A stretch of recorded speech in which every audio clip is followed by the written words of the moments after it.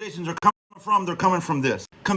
Tim Walz, a coward and traitor for retiring from military before Iraq, says the guardsman who replaced him. Tim Walz, accused by National Guard peers of betraying his country. As a veteran of the Iraqi campaign, I would like to respond to this. If you don't know where the accusations are coming from, they're coming from this. Command Sergeants Major retired Thomas Behrens and Paul Hur wrote an open letter that they posted on Facebook. Basically what they said was, Tim Walz was the command sergeant major of his battalion, and in 2005, when the unit received a warning order that they were going to be deploying to Iraq, that Tim Walz abruptly retired from the National Guard and ran for Congress. They are saying he abandoned his soldiers when they needed him the most and skipped out on a deployment. And Thomas Behrens is the guy who replaced Tim Walz as the command sergeant major of that battalion. This Thomas Behrens, who in March of 2020 posted this on his Facebook, "Hurry before they are sold out. One of the best replacements for toilet paper out there." If you'll remember, in March of 2020, there was a toilet paper shortage. And what is he suggesting that you wipe your ass with?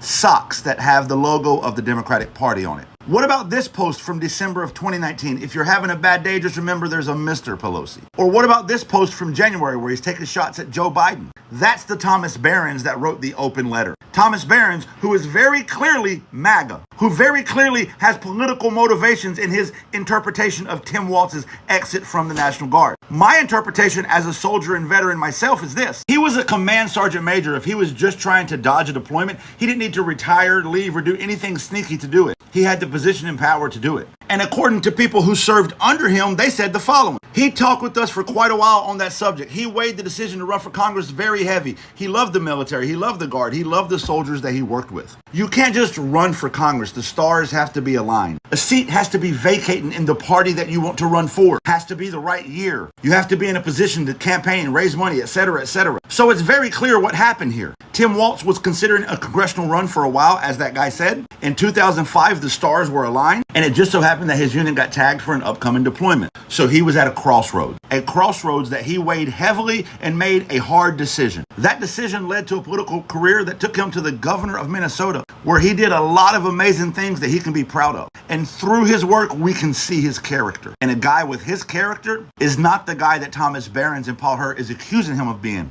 especially when Thomas Behrens has clear political intention. And oh, by the way, Command Sergeant Major retired Behrens. While you're busy insulting a guy who served 24 years in the armed forces, what about the guy you're voting for that dodged the draft through made-up injuries? Who called a POW a loser and said he likes his heroes not captured? A guy who called dead soldiers losers and suckers. A guy who has so little respect for the flag that he'll hug it just to pander. You call this respect for the flag? So if you want to vote for a draft-dodging, pandering loser who insults POWs and dead soldiers and then attack a guy who actually served and wore the uniform, do you, bro. But don't expect real motherfuckers to buy your bullshit. And to Master Sergeant Retired Tim Walz, thank you for your service, and I will be voting for you as my next vice president.